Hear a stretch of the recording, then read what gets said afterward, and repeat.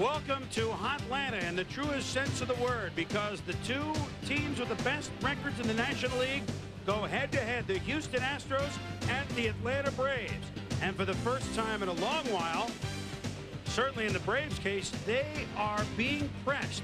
Only earlier in the week did they regain first place from the hard-charging New York Mets. We begin this evening's play with the Braves just on top by a half game. The Astros, who ran away with the NL Central a year ago, cannot shake the upstart Cincinnati Reds. They go into the evening just with a one-game lead over Cincinnati.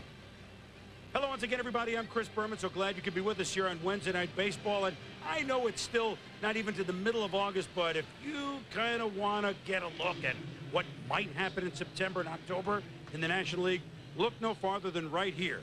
Astros, Braves, and two guys who have been the very best on the mound. Greg Maddux, of course, needs no introduction. And a man for Houston, Jose Lima, going for win number 16 tonight. That would tie him with teammate Mike Hampton for the most in the National League. Working with me tonight here at the land of the free and the home of the Braves. Turner Field is Ray Knight. And Ray, you know, the Astros got in the playoffs the last 2 years. That was hump number one. But they made an early exit.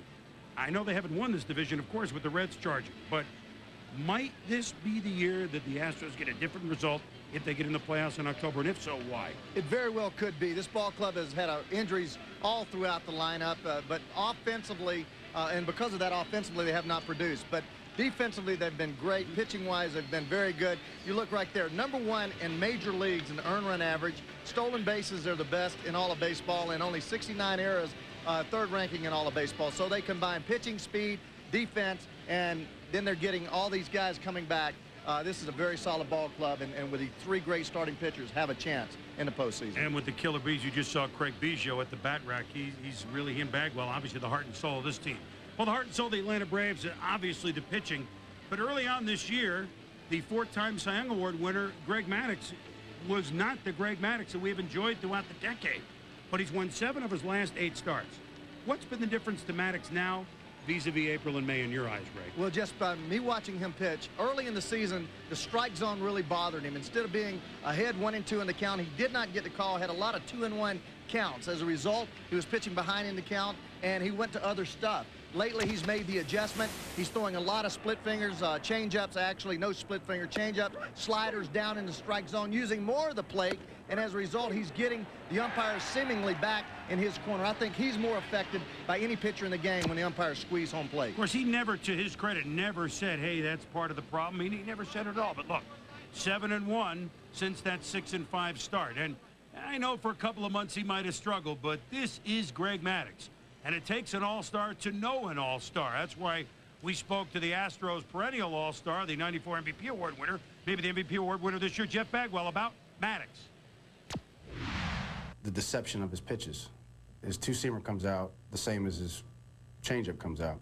So it's very, very difficult to pick up what he's throwing. Plus he gets the movement, you know, and every arm slot is the same. He doesn't slow down on his change. He doesn't do anything different on every pitch. I mean, because it comes out and you go two-seamer, but no, that's the changeup. You're out.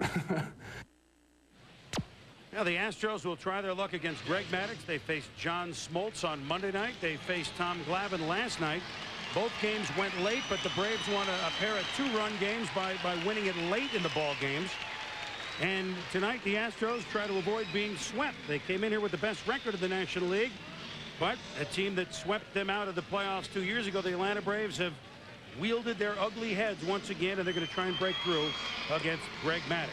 Here is our Labatt's Blue lineup for the Astros. A, Craig Matinee at the Biggio, or Biggio killed the radio star. You take your pick.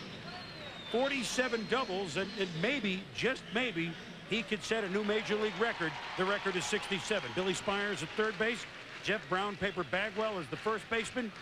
Carl Everett back in the lineup at center field. Derek Bell in right field. Young Darrell Ward gets the start in left. Hidalgo back in Houston with the knee problem. Paul Bacco behind the plate. Ricky Gutierrez back at short last night. And Jose Lima looking for win number 16 against the man who has won 4 Cy Young Awards, 3 of them consecutively, the Mad Dog. Maddux. Yes, sir. The Mad Dog, Greg Maddux. Career record of 215 and 123. 82 games over 500. Now tied for 6th in the NL with earned run average going into June early July, actually had a 464 earned run average. And Bagwell talked about how deceptive he is. He has a great fastball that moves in and out, the sinker, but the key to him is the deception. Every pitch that he throws looks like the fastball, and that's why you'll see so many hitters with feeble swings out front, because he has the great deception, the slider, the sinking fastball, and the straight changeup, which is among the best in the game today. A warm night in Atlanta, as you might expect here in August, but I got to say, Ray, at least there's a little bit of a breeze. I mean, you grew up down here. You're used to this. We had this in the Northeast for about a month. I was happy to get out of it, but I flew right back in it. It is baseball in the South in August. And swing at the first pitch is Craig Biggio. You saw that he has 47 doubles. Ring up 48. So Craig Biggio, I want to elaborate on what we said when we did the lineup.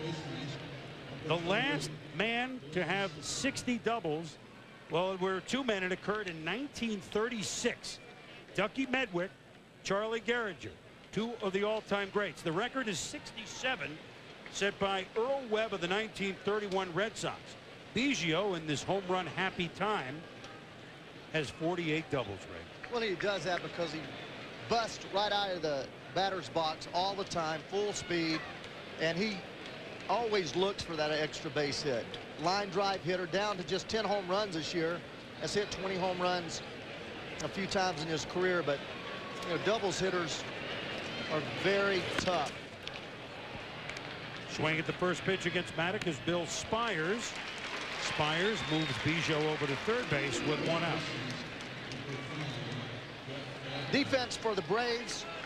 The great Andrew Jones in center field has just put on a clinic out there over the last 2 or 3 years, and this week, two of the greatest plays I've seen, probably the best play that I've seen in recent years, on Monday night, where he went straight away on a ball that was bolted, and I mean bolted to center field. And last night on a ball hit by Derek Bell in right center field, goes out and watch this stretch and catch.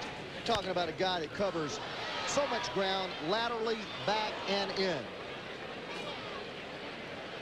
You know, he's starting to do this every night, too. Every night. Well, he has so much range, you know, just so much range out there. And, you know, Bobby Cox has been around a long time, but he says that he is the best he's ever seen. And if you remember, he was a part of the Yankees organization when the great Mickey Mantle was there. That is 1-1 to Jeff Bagwell. It's just something, Ray, that we'll talk more about Andrew in a minute, but something that we should clue in on. Bagwell fouled off the first pitch while we were talking about Andrew Jones. So the first three batters swung at the first pitch. So let's see if that's a plan of attack or just something that just happened by a pitch that they saw. Let's see if it's a pass. Generally is. I can tell you, generally Greg Maddux's first pitch is the best pitch to hit because he's got such great control. Once he gets you like in this position 1 and 2, he's able to spot that fastball up and in, throw that changeup down out of the strike zone. Bagwell not really liking that pitch, but that again is what has happened of late. Maddux is starting to get a few more calls around the plate.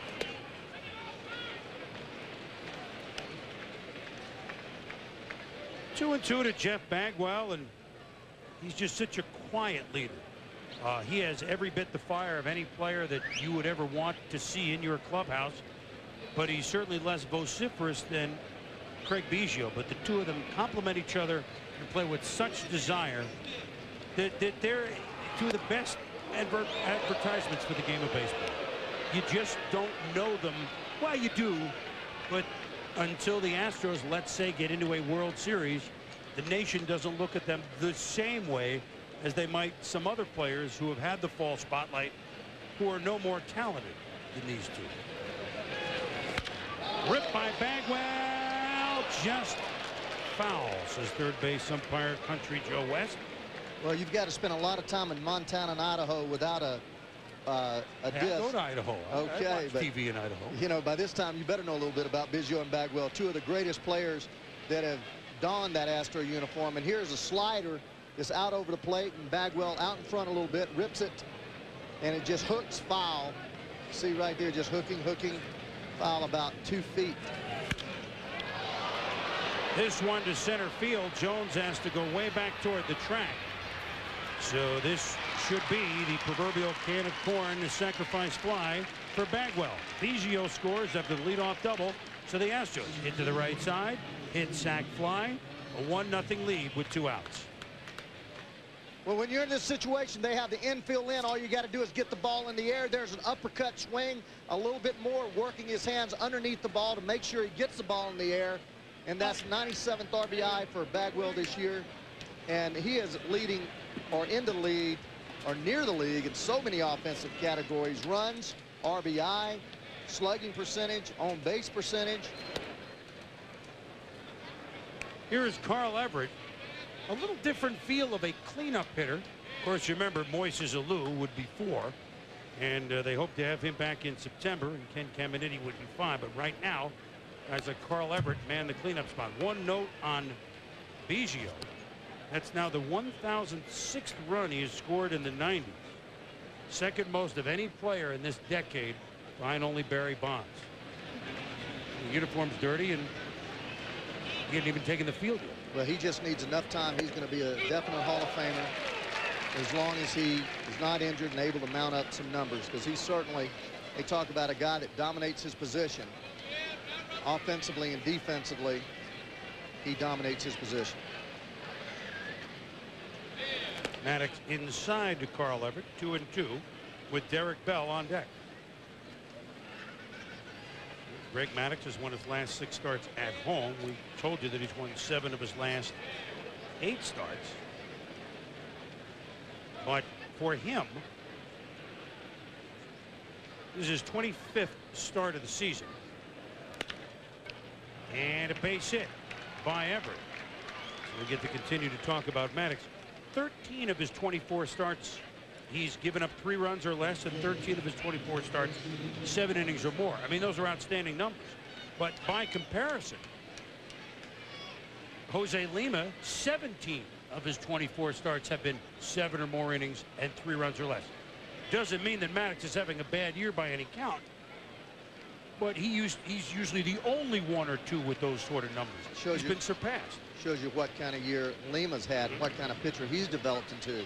You use Greg Maddux as a criteria for any measuring stick, whether it's innings pitched, 1 loss, earned run average, base on balls to hit ratio, innings pitched to hit ratio. He's always among the top 3 or 4. When you start getting his class, you've become a great pitcher. On the outside corner to Derek Bell for strike 1. We should mention the umpires tonight. Angel Hernandez is working the plate. Larry Vanover is first base. Randy Marsh, very personable Randy Marsh at second base, and Joe West, the umpire at third. Derek Bell has not had this season thus far that the Astros were hoping for, but you know, it's still just the second week of August. Yeah, again, not a bad season, but they have room for improvement within their own lineup, and Larry Dierker knows it. Well, they really do. Caminetti's out.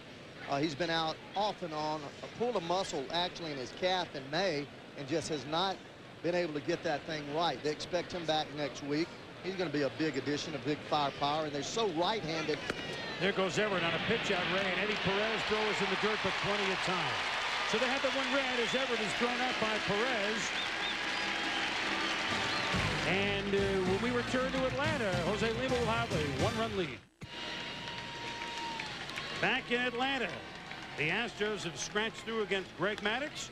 Now the Braves try and come through against 15-game winner Jose Lima.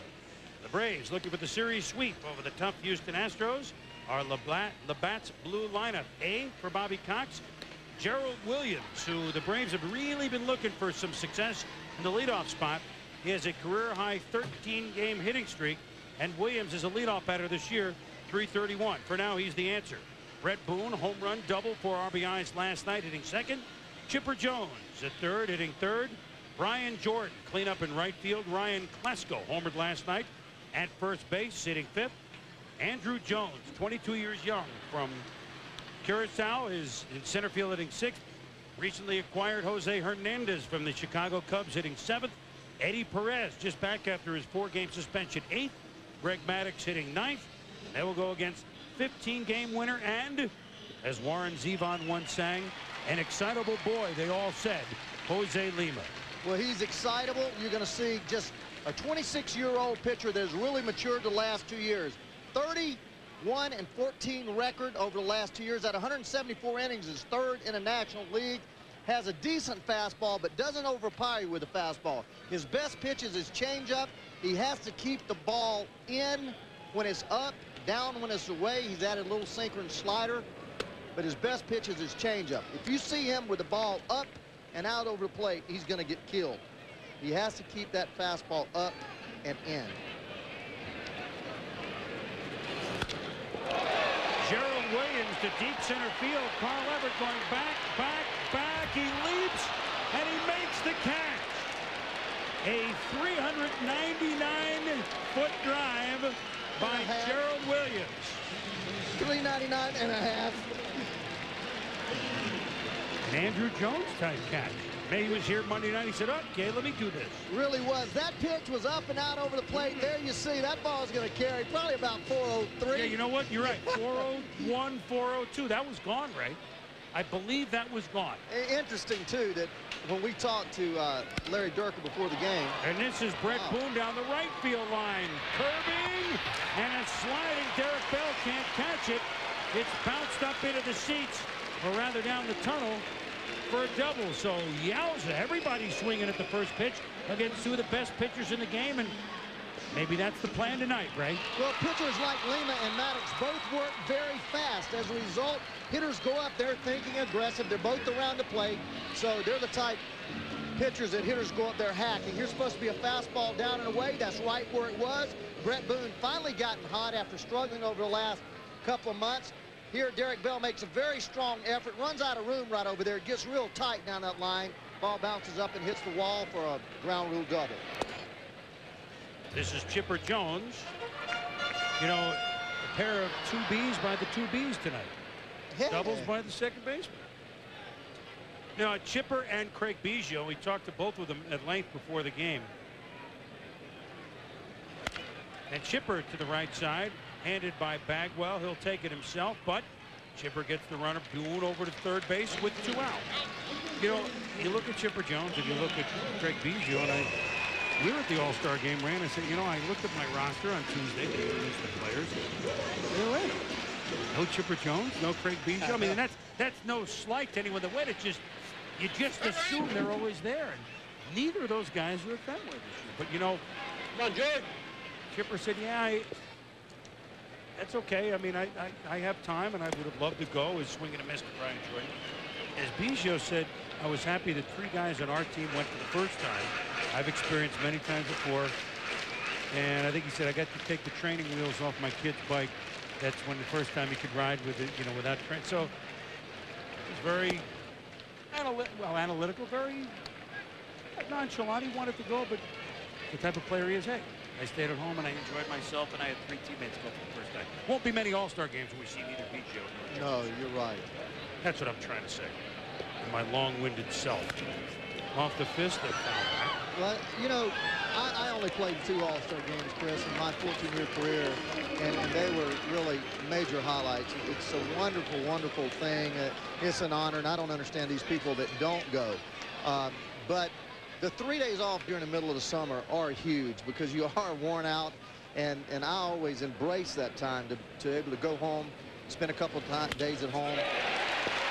Base hit by Brian Jordan. That's a clutch 2-out hit. And that scores Brett Boone, and we're knotted at 1.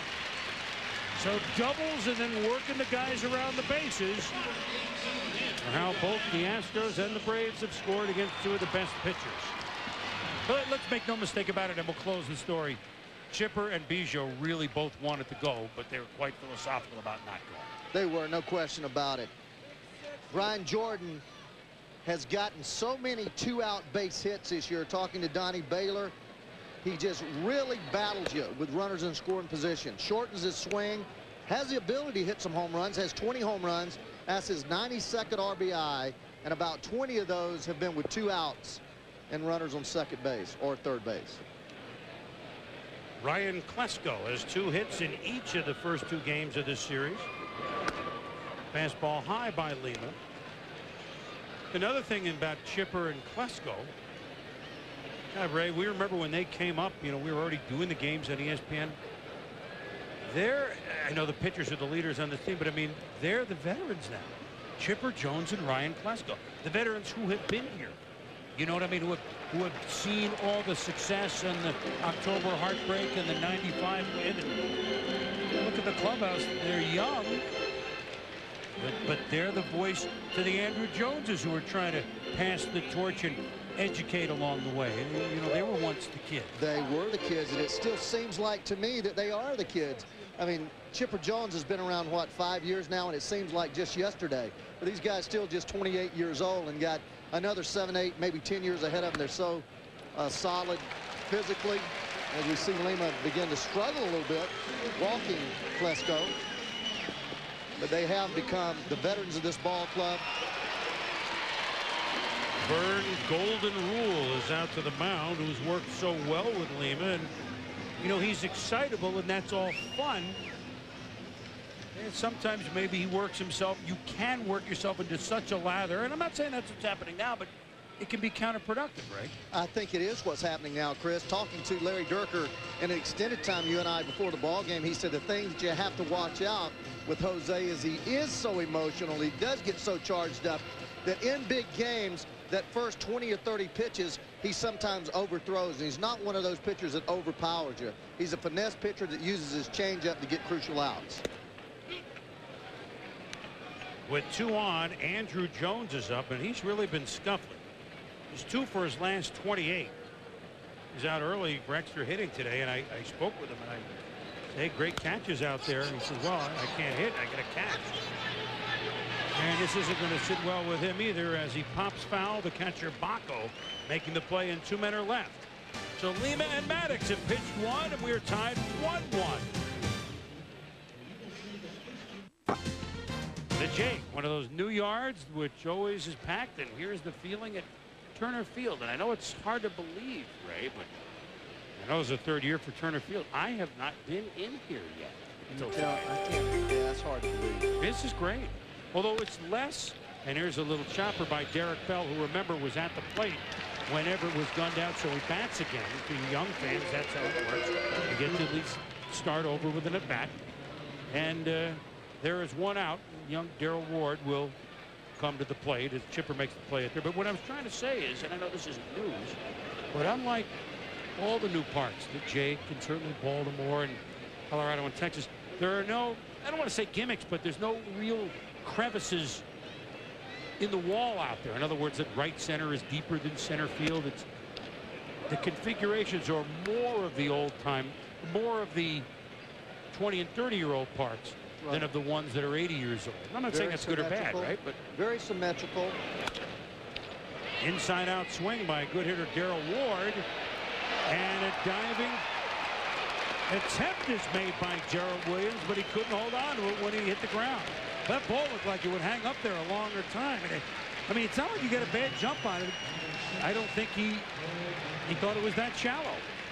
It was weird. I think he got a little late jump on it, Chris, and I think the ball also was hit on the end of the bat, and then you see right there the ball hits right in the pocket of the glove. A lot of times when you dive like this, your knees hit the ground before your glove does.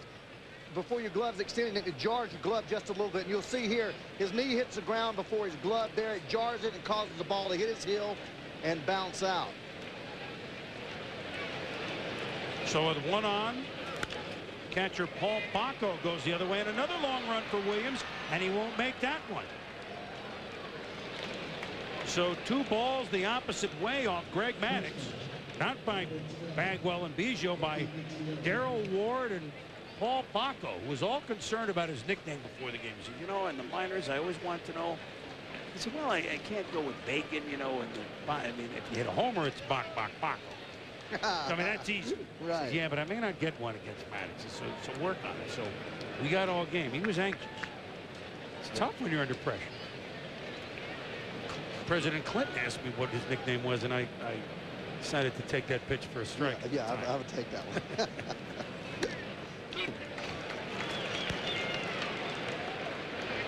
You know, we talked about first pitch. 5 of the 7 Astros have swung at the first pitch, right?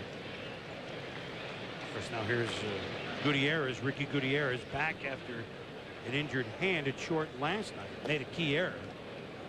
A little rusty. And he now has worked the count to 1-1. And that pitch right there is the pitch.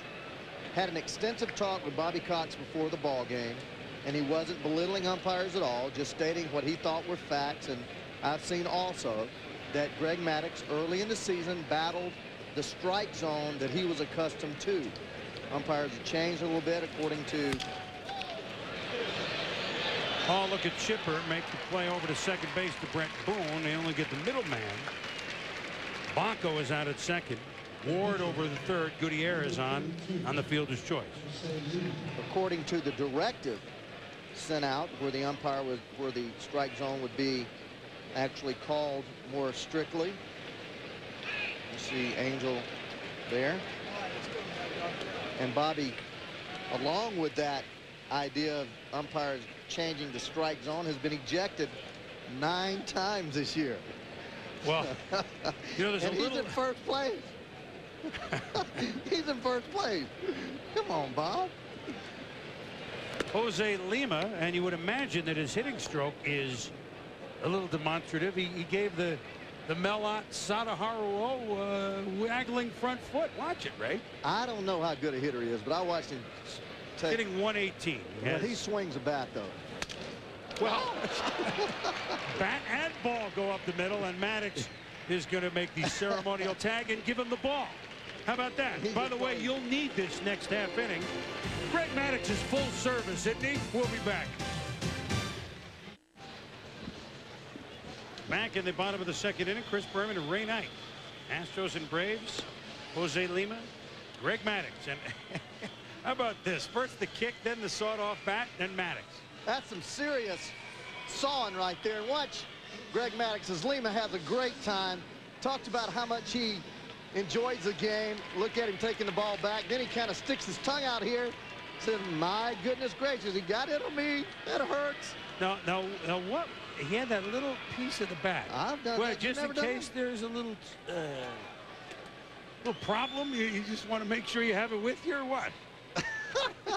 That was funny. That was unusual. He had that little smile, and now he goes out and pitches. Well, he had time to work the ball up. Right? They talk about Lima and whether or not he offends the opposition by his antics. And I read a quote. Jose Hernandez hits it a long way. Back on!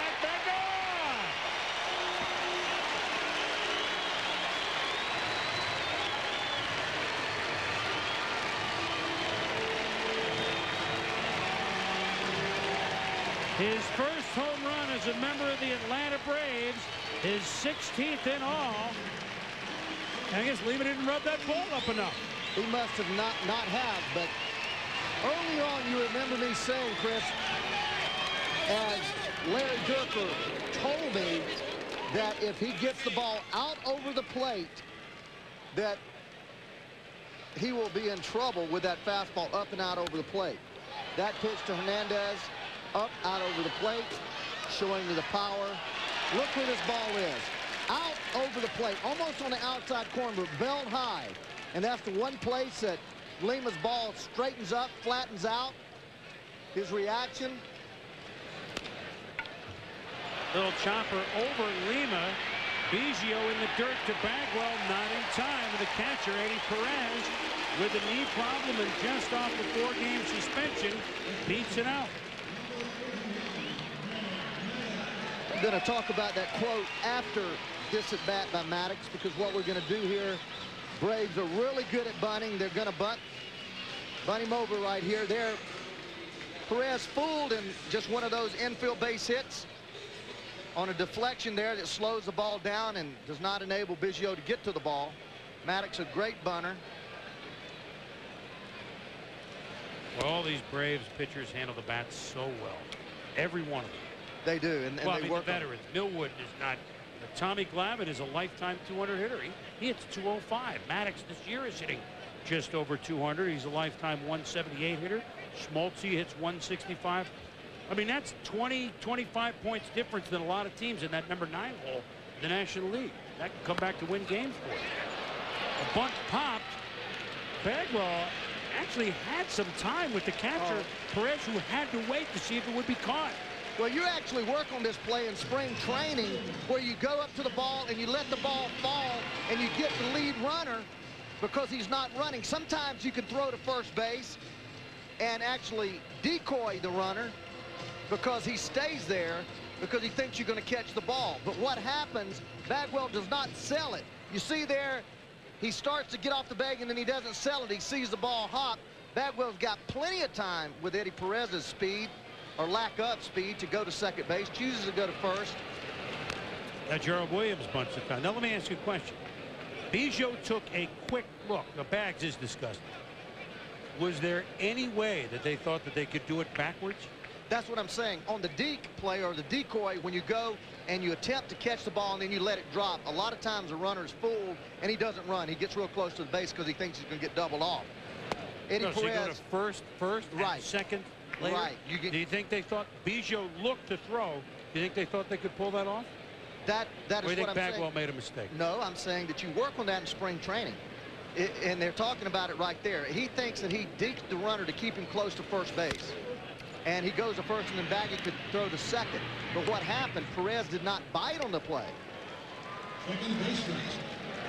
And got a bigger lead, and Biggio could not go to second base. Here we're going to see it again. They're still talking about it. They're still talking about it. Meanwhile, Biggio to Bagwell the conventional way is... Watch Eddie Perez. Watch Eddie Perez get a bigger lead. And here you go. Bagwell comes in. He's going to try to decoy and act like he's going to catch the ball in the air. So Perez sees the ball on the ground, goes ahead and takes off. Bagwell goes to first base, thinking that Perez would be closer to first base and Biggio could go to second. But Perez did a great job recognizing the ball, got a bigger lead, and was not able to turn a double play. All right. Got that? Yes, I do. Now they had one last question for young first baseman. Bagwell has his back all the way to Perez. There's no way that he knows how far off the base he is. So he has to wheel and make a decision right then. Do I go to second and get the short thing and probably not get the double play, or get the backwards double play? I mean, should someone else, the catcher, yell? Or I mean, that's a split. There should be communication, but let me tell you what I'm thinking on that play. With a runner like Maddux, a bad bunt, you come up, field the ball, throw to second base, get the lead runner, and you'll turn two because Maddux is squaring the bunt. You don't have to deke anybody. That was such a poor bunt, it was a double play written all over it. This was not a poor swing. Brett Boone sends it back, gone!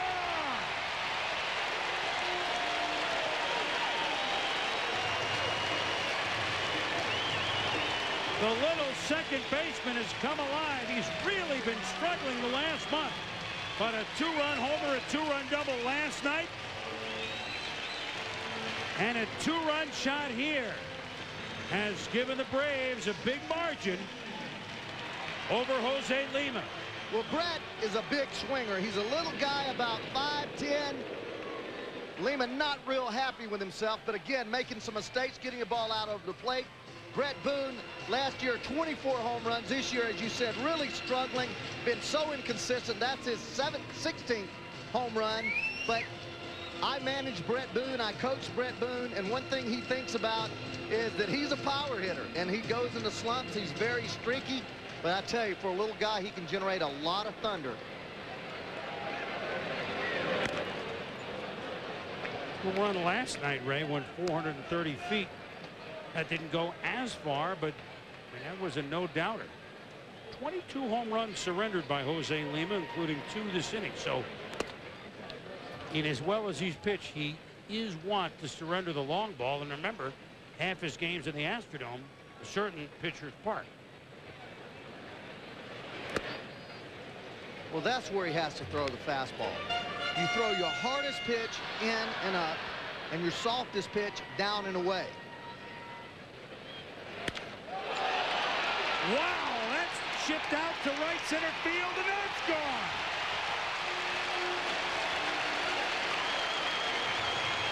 Are we at the launching pad? I mean, did I get the wrong Just across the street. Just across. I don't think I'm at the right place here. Chipper Jones with home run number 29. They did this last night. Boone and Chipper back-to-back. They've done it again. Back-to-back homers, back-to-back nights. Look where the pitch is. Out over the plate. A little down, but that's where left-handers like it. But again, has not been able to push the hitters off the plate.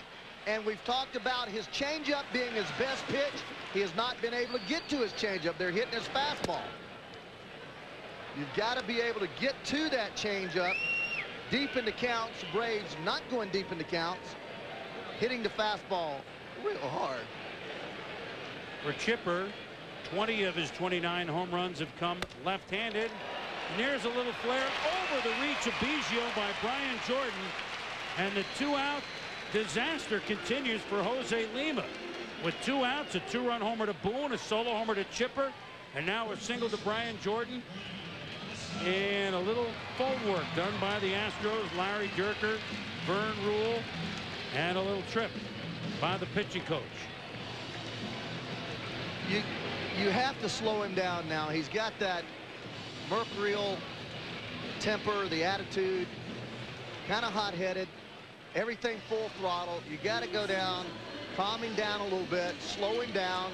He has a tendency to work fast anyway.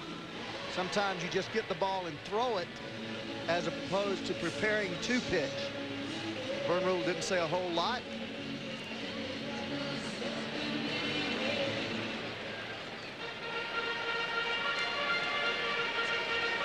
Well, the Atlanta Braves, seems like the sight of the good teams really wakes them up. They were talking about that with me earlier, Ray, at the batting cage. I don't know, we play the good teams and we wake up.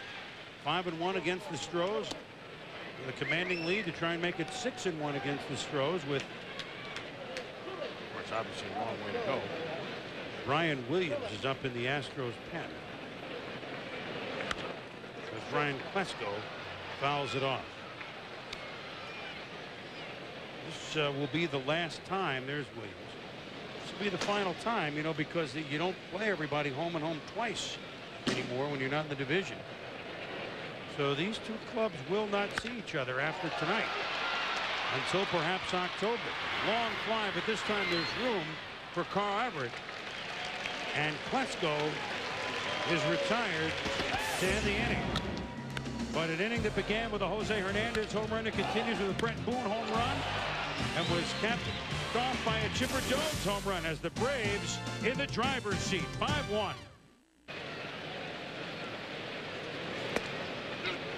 Back in Atlanta, Greg Maddux now working with a 4-run lead. And what fireworks. I mean, Ray, there were no cheapies to those 3 home runs. They were Bacos, weren't they? They definitely were busted. How's well, here are the Astros doing what they do best. Let's start to chip back at Greg Maddux. Who better to start it off with than Craig Biggio, who is now 2 for 2.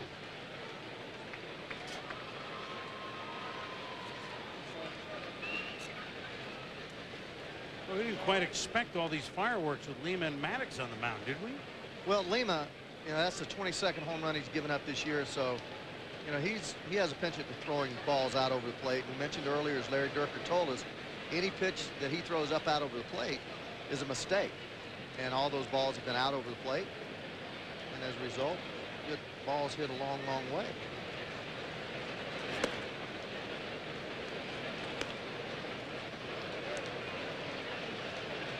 Billy Spires.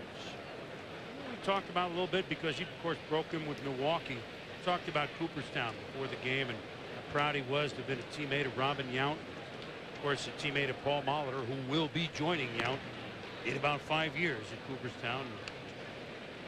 Biggio is certainly one of the best in the games now. But I mean, Billy Spires, and he was a youngster. He played around Robin Yount and Paul Molitor. Said so much rubbed off on him, obviously. I just want to say, Ray, I haven't really had a chance to say it since. That was one of my personal all-time days. Just at Cooperstown, I know a lot of fans viewed it, carried it live on ESPN for the first time in a long while. It was, you know, baseball. You know, it's hard to top these last couple of years. Just what's happened in baseball with the All-Star salute with Ted Williams and everyone, and Cooperstown with Ted, Willie Mays going back along with Brett and Yount, along with Ryan, Orlando Cepeda, and then 500, 3,000, and 3,000 on 3 straight nights. I mean,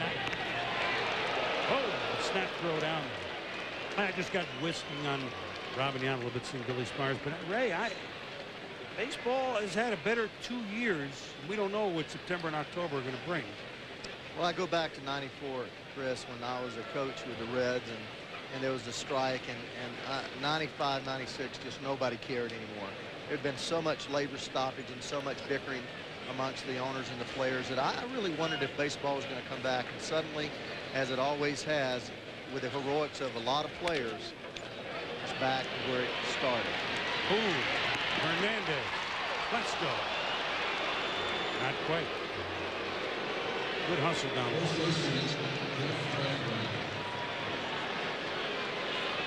This ball right here, just a little bit of bobble, getting the ball out of his glove there, Brett Boone, and as a result, gave a little softer throw. Ball got hung up just a tad. You see right there, gives a little softer throw. Hernandez always seems to take the ball on the backside of the bag with his feet flat. We saw him in Pittsburgh last week. You know, he needs to come on across that bag and make that throw with some momentum toward first base. You know, I know I can see it. I know their coaches ought to be able to see it. Whoa, we can see this one. Jeff Bagwell to center field. Back goes Jones. Not even he can bring it back. Here come the Astros. Two-run shot. Bagwell.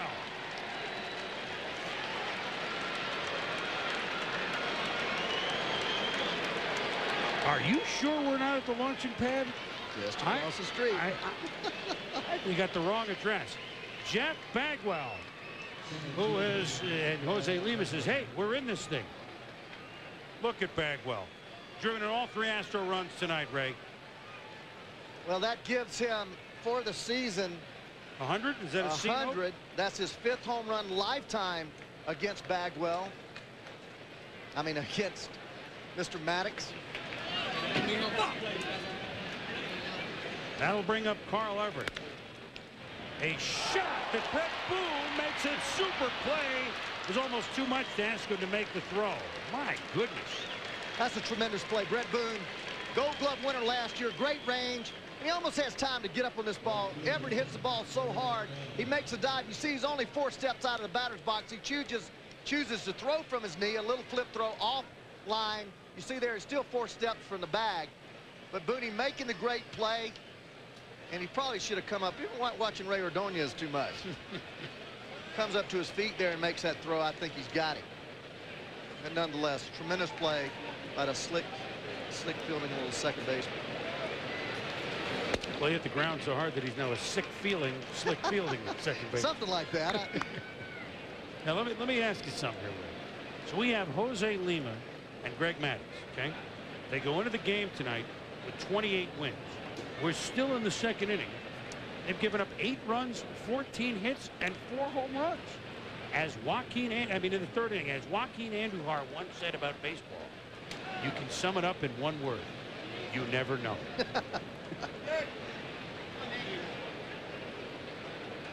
You know, Baggy made those comments earlier about Maddux, on how tough it was to pick him up, and what he's done his first 2 at-bats. He had the sacrifice fly to center field. He swung at the first pitch. On that home run there, he swung at the first pitch. So he doesn't want to get too deep in the count. Start to thinking, because he doesn't pick up the ball well anyway. He just goes up there hacking at the first thing that he sees that looks big. Here's a home run swing, and there it is, just kind of little middle end, but up. And any time that you're strong as Jeff Bagwell is, that's built-in elevation when the ball is above your belt. With that kind of bat speed, that kind of strength, the ball up there is already elevated. All you got to do is get most of it, and it flies out of the ballpark. And that's why they tell you, keep the ball down. Hernandez will take it himself and then make the throw to Klesko for the double play on Derek Bell. But not until the Astros cut the deficit in half on Jeff Bagwell's 36th home run of the year. 5-3 Atlanta. Bottom of the 3rd inning in Atlanta, and the ball's leapt out. 4 home runs, 3 by the Braves. The 3rd time, by the way, they've hit 3 homers in 1 inning. What do they do for an encore against Jose Lima? They try to bunt it. Oh, and Lima with a... Is he all right? Now, I'm only chuckling because I thought it was just histrionics, but that was a heck of a play. It was a weird play. Yeah, weird one. He may have hurt his leg right there stretching for that ball. I thought he was just ecstatic having made the play, like, oh my goodness. Oh, he's hurting. Gosh, dog. Well, He may have somehow knocked the breath out of himself. I'm hoping that's what it is. I'm hoping that's what it is. Be twisted and turned. I think that's what it is. They went a long way to make that play on the bunt. Long way. I don't know that I've ever seen any pitcher go to the infield portion of the grass and the infield portion where the dirt comes here. I know. That was. Look at this. It's like a 30-yard run from scrimmage. That's an athletic play. That's tough to do. It's tough enough to pick the ball up when you're going toward it. When it's going away from you, it's doubly tough. And then to make a spin and a throw, and I don't know what's hurting him, but he's all right. He's going to be okay. I thought so. It's like, oh, he's out. Oh, what did I just do? Well, he's had the bat in his hand, you know, and had grounded to Maddux and had Maddux give him the ball. He's spun on the dirt at second base, making a play, giving up 3 home runs in 1 inning. And all of this in chase of his 16th win of the year. Pepperdine Pete Pasquarelli tells us, suggesting he's flopped on his Baco, which he did. Meanwhile, Ray, last inning. Ball out over the plate. What we're seeing is the 3 home runs. Ball out over the plate, a little bit down. Then a ball out over the plate, down again. But all those pitches out away from the hitters. Larry Dierker was emphatic about he has to keep the ball in to set up his changeup, and he's not done that thus far tonight. Now against Jose Hernandez, who began that home run barrage, which we just showed you. Now, how about 4 homers in 18 lifetime at bats against Jose Lima? I mean, that's a pretty high number. That's Ruthian. Yes. McGuirean. I guess we're probably going to have to start using the McGuirean. Socian. Guys are great. Doesn't get any better than what we've seen, I'm telling you. Boomer, you know, as juiced up as the ball is, I bet you could hit 2 or 3 home runs. Me? Yep. You seen me swing lately? I haven't lately, no. Nor have I seen you Nor swing. should you swing. Well, you want me to use the Mo Norman version for baseball that I use for golf? It's a strikeout for Hernandez. I'd like to think I could hit 2, Ray. Lima, there's a changeup that he's been trying to get to. You see the reaction there. He doesn't do that to show anybody up. He does it to pump himself up. And Jeff Bagwell pretty emphatic about explaining that to the nation, that he does not in any way mean to show anybody up. And he actually was quoted as saying, look, if a guy hits a home run, I don't care if he dances around the bases. He should be happy. And I'll tell him, go ahead and dance, sing, do anything you want to do. We're supposed to have fun playing baseball. That's good. So if he has that attitude, hey, let him do whatever he needs to do to be successful.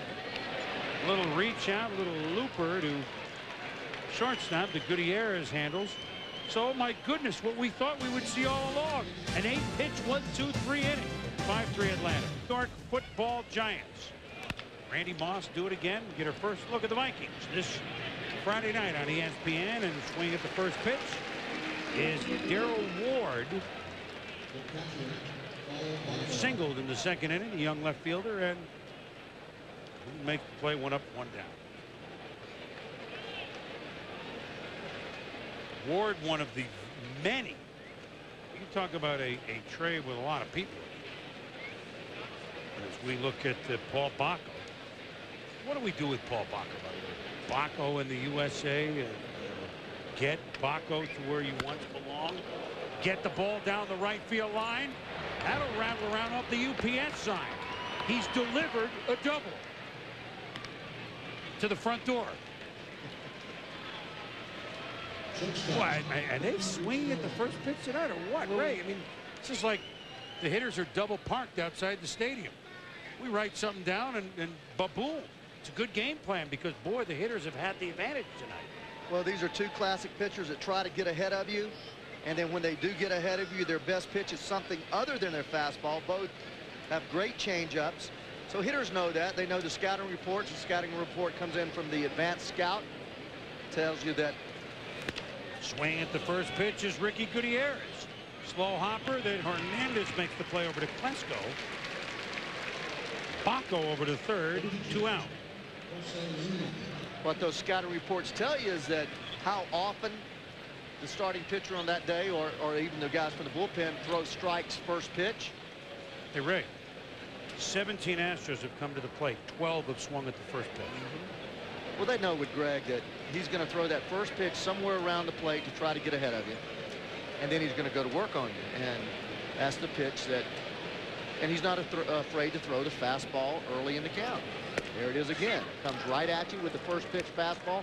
And you find almost without failure that the great pitchers come at you with a fastball and get ahead of you. And then they go to their other stuff. There's a sinker. Eddie Perez has always been Maddux's catcher, his personal catcher. Look how far he sets up outside. This ball is a good 3 or 4 inches off the plate. And Lima comes look at to that hack. kick. That is Mercy.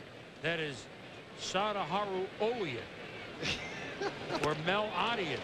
Hey, at least he goes up there hacking, huh? He had.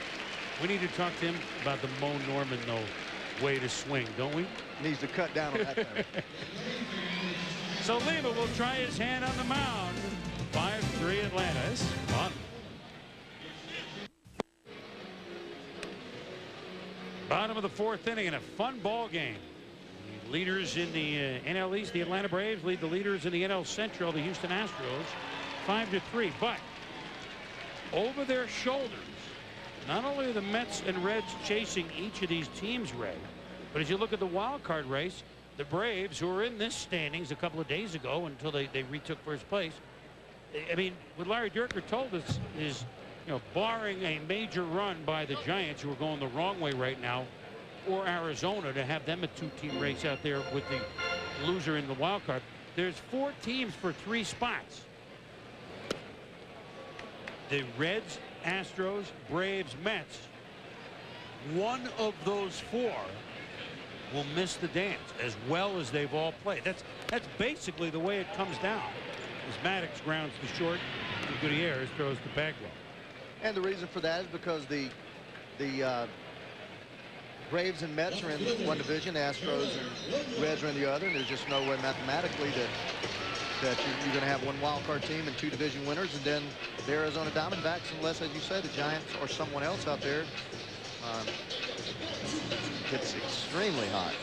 Well, so the Braves have to look at the Reds in some ways, and the Astros have to look at the Mets in some ways. I mean, this is a crucial situation. In addition to the division. Right. This is where you go out and you play baseball every day to win this ball game. You don't worry about who you're playing, because every game that you play, whether it's, you know, playing the Astros playing the Braves or the Cardinals playing the Mets, every one of those ball games are critical, and you have 4 teams with a chance, and there's so many different combinations there.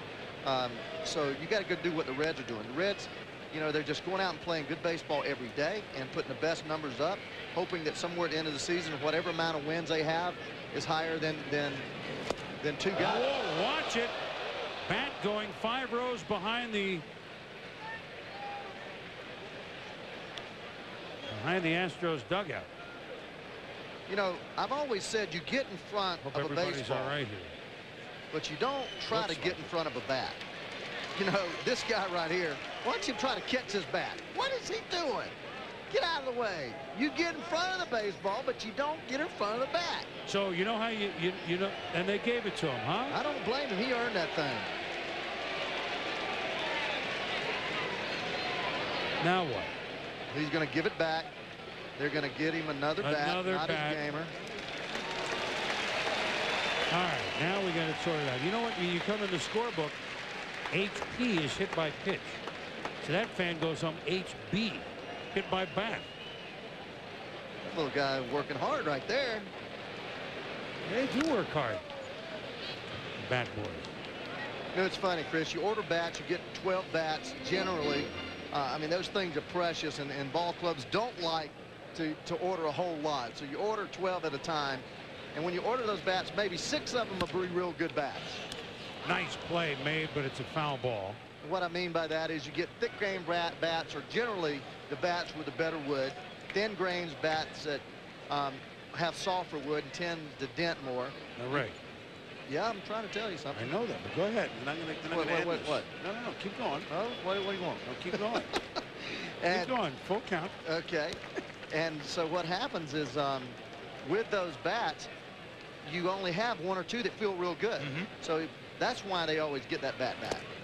Well, this bat that they got him back as Williams has struck out feels real good, even though he's over 3 tonight. He has a 13-game hitting streak. I don't know if it's soft, hard, or what. It's hot. He likes it.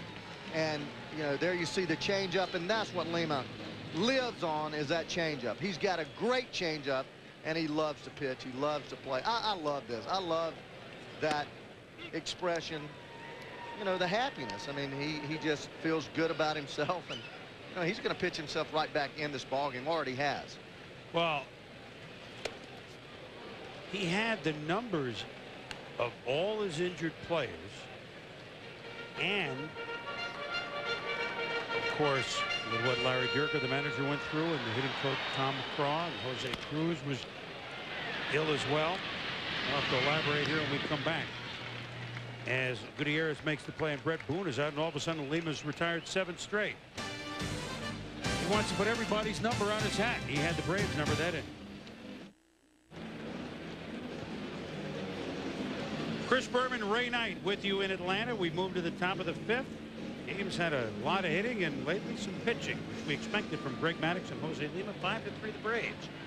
This copyrighted telecast presented by authority of the Commissioner of Baseball may not be reproduced or retransmitted in any form. And the accounts and descriptions of this game may not be disseminated without express written consent. The Astros begin down 5-3. And for the 3rd time tonight, the leadoff man, Craig Biggio, is leading off. He doubled in the 1st and scored, singled in the 3rd. It was erased on a fielder's choice. I like that pitch. I like that pitch. You know, Maddux does that as well as anybody. 2 base hits, comes back with a fastball inside. Looks like a pitch that he wants to swing at, checks at. Nothing you can do about it, and that sets up anything now soft and away. Ooh, good pitch. You know, Bobby Cox also told me that Maddux has not gotten more than 20 call 3rd strikes this year, and he generally has 80, 90 a year. Wow. Punch out call strikes. I mean, punch outs.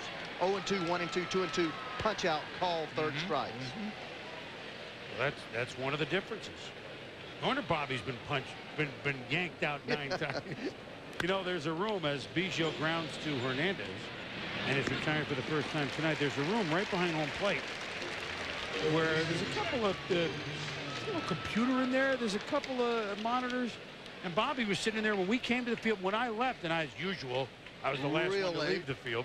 Still in there. He was still in there, although he changed. I changed. I came back. I said, Bobby, is this the room you sit in when you get tossed out of the game and kind of hit and run, you know, pitch out, make the calls from here? He says, oh, no, I wouldn't do that. He had a little wink in his eye. Right. that right behind home, well, you can't see it, but it's if you were to walk directly behind home plate, there's a little room, the little door. That's Bobby's hideaway. Yeah, you know, you've been managing. Mission control. You've been managing as long as Bobby Cox, and you're managing as well as Bobby Cox. You should have a hideaway. How about Bobby in his 18th year? You know, he's 18th all time on the win list. With well, this year he should get to 1,500 wins. No, says Joe West. Should get to 1,500 wins as a manager, Ray. Bobby didn't like it. Now, how about this one for Bobby Cox? If the count is 1-1 to Billy Spires. He is managed in 92 postseason games. Now, I know, I mean, there's no way you can compare Stengel and Miller Huggins and McCarthy and those guys, because there was only the World Series back then. But You now have 3 rounds of the playoffs. 92 postseason games. That's 88 postseason and 4 All-Star. I should elaborate, but 92 games. And he still has that great intensity. Won 48, lost 40 of the Braves' 88 postseason games. You know what's interesting? No, I'm wrong. No, remember he had one with Toronto. So what's really interesting is a lot of these managers now, when I broke in, were managing in the low minor leagues. Bobby Cox, 1972, I was in Three Rivers, Canada. He was managing the West Haven Yankees in the Eastern League. And I got to know him real well. I was a third. What year was that? That was 1972. And I was a third baseman there for the Three Rivers Eagles. Trois-Rivières. Trois-Rivières. However you say that, brother. He taught Georgian how to speak French. That was tougher to teach you to play baseball. I have a tough enough time speaking English. Jimmy Williams, first ran into him in 1975 in Mexico. So these guys paid a lot of dues. Robbie's one of our favorites. You see them now, but I remember them when they were just young managers. Bobby at that time started managing about 35, 36 years old. Managing that ball club that had Otto Velez on it. Otto Velez. I remember Otto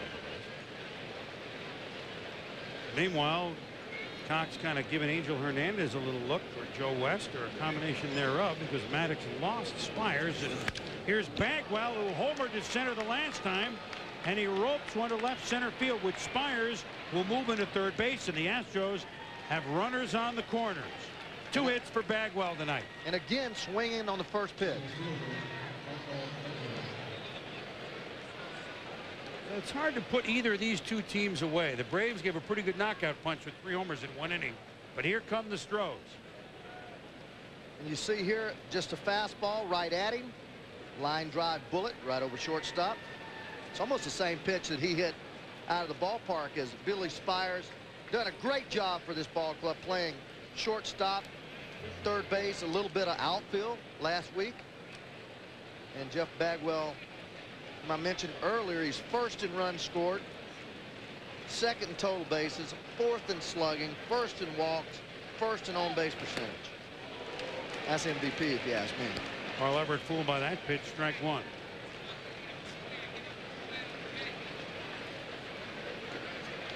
Everett single to center, was caught stealing. Single to right center. Out on a double play. A little waggle. Inside, 1-1. Bagwell has stolen 23 bases this year also to go with those 36 home runs. So he's just having one of the best all-around years that you can put up numbers-wise.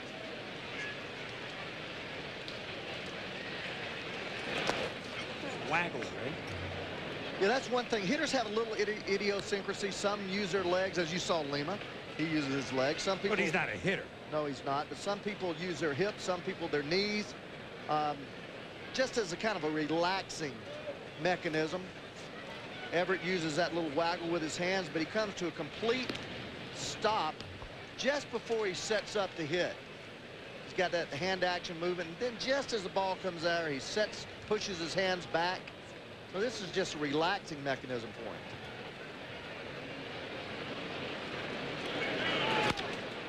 him. Inside out.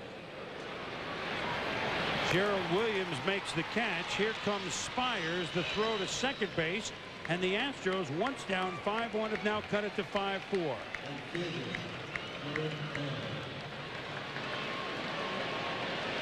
Let's watch Carl Everett here as he sets up.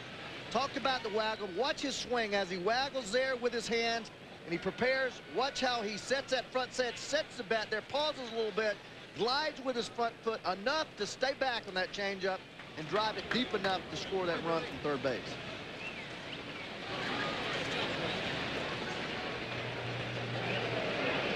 Derek Bell, round to third. He did a double play and short. Derek is over 2 tonight.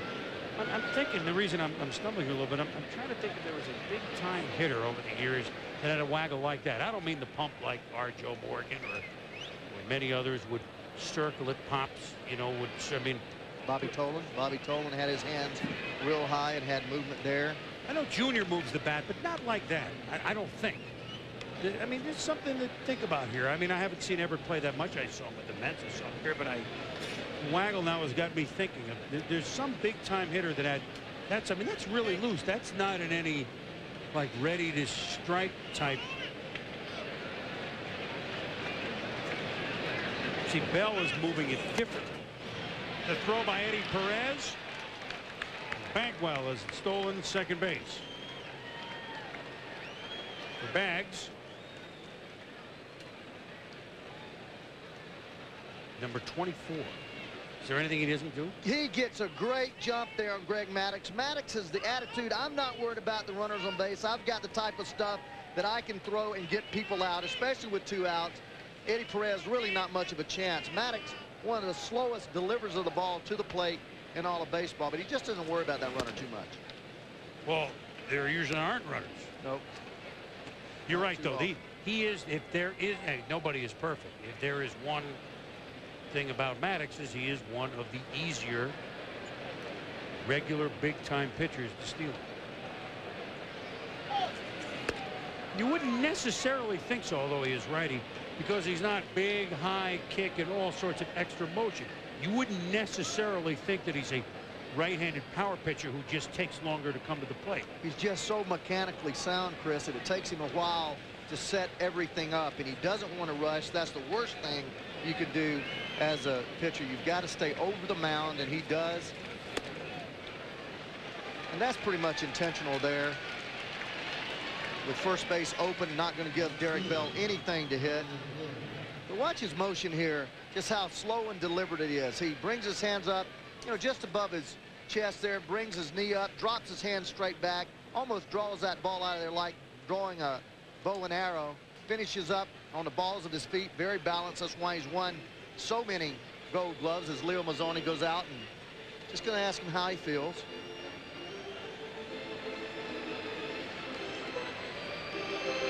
You know, sometimes Greg's not really emotional, but when he doesn't get pitches that he's accustomed to getting, you know, it stays with him just a little while. Leo Mazzoni, one of the big things in being a great pitching coach is the ability to read the body language of your pitchers, and he pretty much has just raised these guys in his pitching staff. 4-time in a row Cy Young Award winner. Earlier I said he won 3 in a row. I meant he won 3 in a row with the Braves. He won the season before that with the Cubs.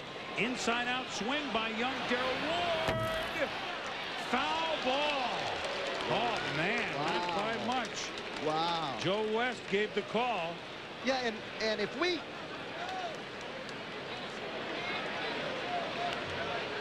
here it is.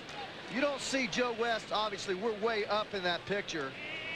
But one thing I like to see is that third base umpire get on out there, get on near that line. Joe West just kind of turned around and looked at that ball. That's a long way out there.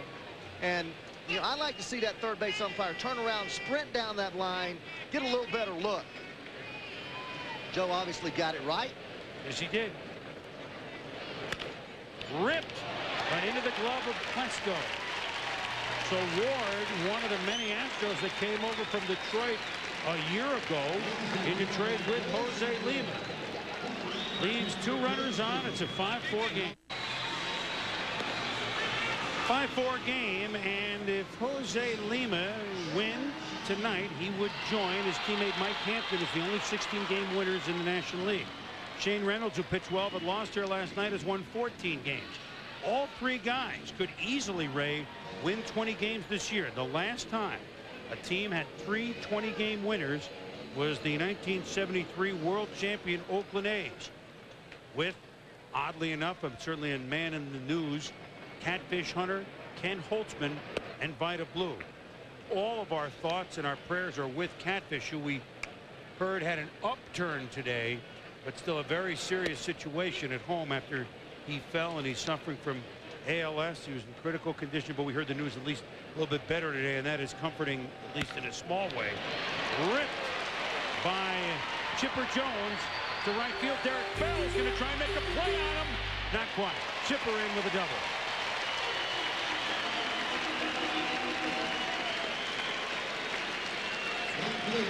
Bell came up with the ball pretty well, Ray, but Chipper moves well. Well, this ball is just rocketed down that right field line. I'm talking smoke. Derek does a great job getting over there. Chipper swinging the bat so well. Great base runner. You know, you talk about these complete players. You look at that man right there, and there is not a more complete player in the game. Now, Brian Jordan has driven in a lot of runs. Swinging at the first pitch again. This is what I talked about, doubles being so critical early with nobody out. And that's why Biggio, with all those double, it should be an automatic run. Because when your leadoff hitter gets a hit, and it's a double, your number 2-hole hitter is paid to get him over. Your 3-hole hitter is paid to get him in, right? Yep. So Biggio almost automatic with all those doubles he's hit this year. Now here you got the 4-hole hitter, and do you let him drive in the run, or do you get him over? I want him to get the man over. You do? I do. I definitely do, because he's a great right field hitter, even though he's driven in all those runs. Skies this. Is there room for Paul Bacco? He comes Bacco to the screen, but the ball is not a play. And let me tell you the way some managers think. Some managers think, I want 3 shots at driving this run in. This guy's driven in 90-plus runs for me. I'm not going to make him give himself up here. I want 3 shots with the 4, 5, 6-hole hitters in my lineup and let him drive the runs in. And there's nothing wrong with that. Me, as well as Brian Jordan hits the ball to right field, I would want him to go up there thinking about driving this run in, but thinking about going to right field with the ball to drive it in. That's not taking anything away from him. I think it makes him a better hitter. Count is 0-2. Fouls it off. 1 booth down from us. We can't get a bat up here, but we could get a ball. Are you ready? I'm ready, man. Did you see me ready? I jumped up there. I catch that thing. I assume that you're going to handle this up here. Don't you assume it. You know it. I just take the toss at first base. Okay. It's been my pole. That's it.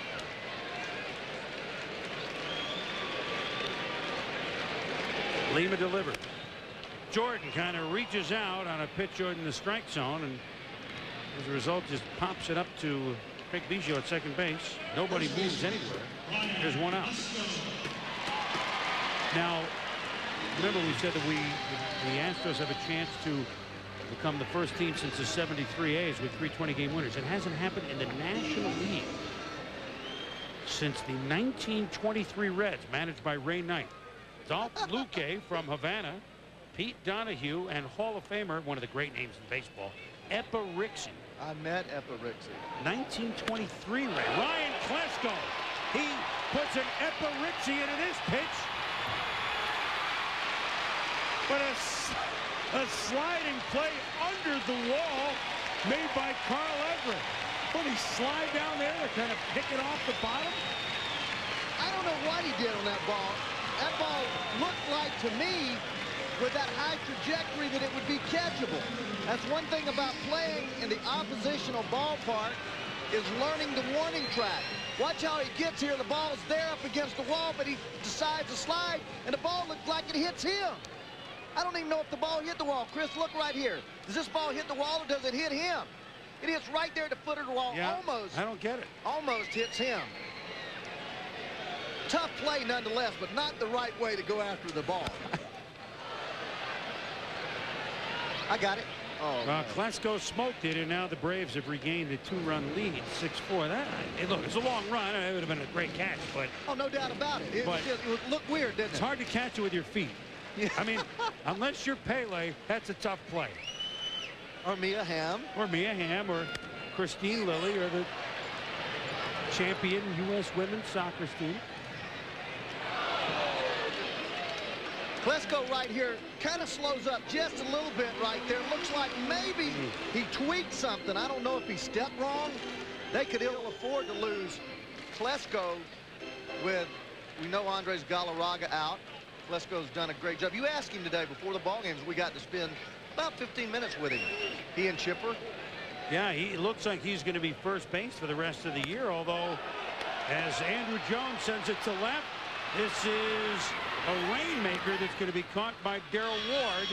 And the throw comes in, and Klesko stays at second base. Looks like Klesko's going to be at first base for much of the rest of the year, even though he says, that's my position, but I haven't really played there for 6 years. So I'm finally getting left field down pretty well. He's become a pretty good left fielder. And he said that I don't mind it, I just haven't been there. He said that he had played his whole career at first base. Then he abandoned that to go play left field, and he's become so comfortable in left field that he's not real comfortable at first. And he said, how about, right, what did he tell us? Yeah, I'm fine until, like, Barry Bonds, one of those left-handed pull hitter when comes I'm holding up somebody on. And then all of a sudden left field looks, he says, I like the being involved with every play and split second until those lefty pull hitters come up when I'm holding someone on. Then left field looks pretty good to me. We've got a little bit of everything in this game. Just an aside, and because we brought up the U.S. Mia Hamm and Christine Lilly and all the ladies that won the World Cup, I met the coach, Tony DiCicco, a couple of weeks ago. And congratulations to everybody involved with that effort. It was fun to watch. Tony's a Connecticut man. Weathersfield. Nice play made at third by Bill Spires, but the throw is high. And Bagwell's off the base, and runners are at the corners.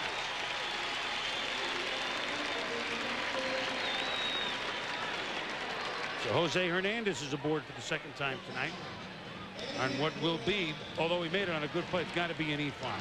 Very tough, though, Chris, when you're going that hard to your left to set your feet up and throw the ball accurately. Look how he extends himself. His momentum's going so hard to left field. It's very difficult to get your right hip back toward the bag. As a result, you throw the ball, and it tends to sail inside like that. I've done it a few times myself. I tell you what, Bagwell did a nice snow cone there because the ball gets by, the run scores. That ball almost did not get in the webbing. That's a very difficult throw. I played a little bit of first base, too, and that throw that is into the runner, fading that way. Yep. The lucky thing about it, was a, oh, man. Order up a code. You want one scoop or two? I'll take 2 scoops. Sprinkles?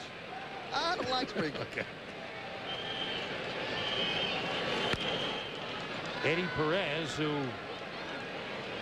missed the last 4 games after serving that 4-game suspension in that fight with one-time teammate, now Philly, Paul Bird.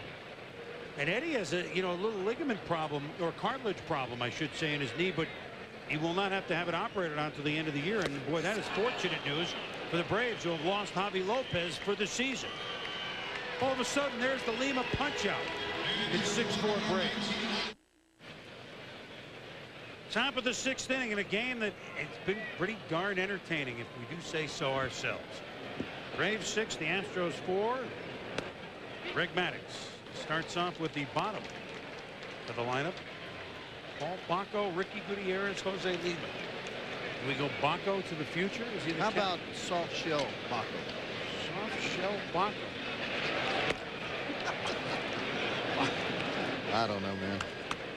You the man. I know. I shouldn't be struggling with this because I'm stuck on the stuff that we used to put. You go to your favorite salad bar and you put Bacos, on your salad all the time. That's no good.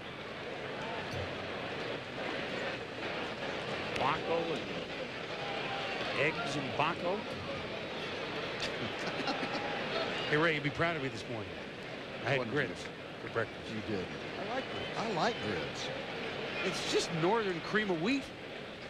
It's good. It's better than cream of wheat. I like grits. I thought you'd be proud of me that I had grits for breakfast. Bacco will go Bacco to the bench as Maddux punches him out. The same thing, Trey. The grits are better than cream of wheat. Okay, don't knock cream of wheat. This is a shot by Gutierrez to right field. And the Astros trying to scrap back all night. They did lead 1-0, but now they have the base run around with 1 out and the pitcher Lima up. ESPN, the magazine, cover story on Guess Who. Mark McGwire, Sammy Sosa. Will we have an encore of last year's home run chase? And a unique look at the first 3,000 hits for both Tony Gwynn and Wade Boggs. So ESPN, the magazine, on newsstand now. Boy, McGuire's 500th home run. I mean, what a... Here's Mike Remlinger from Dartmouth University, an Ivy Leaguer, along with Russ Springer. up in the Astro bullpen. And that will be it for Jose Lima. So he will not win his 16th game. Lima cannot win it. So that leaves Mike Hampton as the only 16-game winner in the National League, as Pedro Martinez in the American League. Actually, I guess he could win it. Now, if the Astros have a big inning, of course he could. Oh, yeah, he's still pitcher of record until he gets 3 outs. My bad. I'm still thinking about those grits. Enjoyed that. This is Russ Johnson, who has done a good job at third base. He had a hot bat. Started 7, 8, 9 games in a row here. Well, one thing that the Astros are weak, if they have a problem or a shortage or a weakness, really, is left-handed bats. They're way too much right-handed for me if I'm making up the roster on this ball club. There's a nice job of hitting and running. Gutierrez moving on the pitch, which meant Boone had to go over to cover, which meant there's the hole, which meant runners on the corners, and a nice job of pinch hitting and, of course, running by Gutierrez. Job at the bat by Well, that goes to that man right there, Larry Dierker. Knowing what he has, putting Russ Johnson in there, starting the runner at first base, hit and run all the way. Russ Johnson, a right-handed hitter. I was just getting into the left-handed lack of left-handed hitting that the Astros have. Dierker pulls the trigger, pinch hits. Now you're going to see a change as Bobby Cox heads to the mound.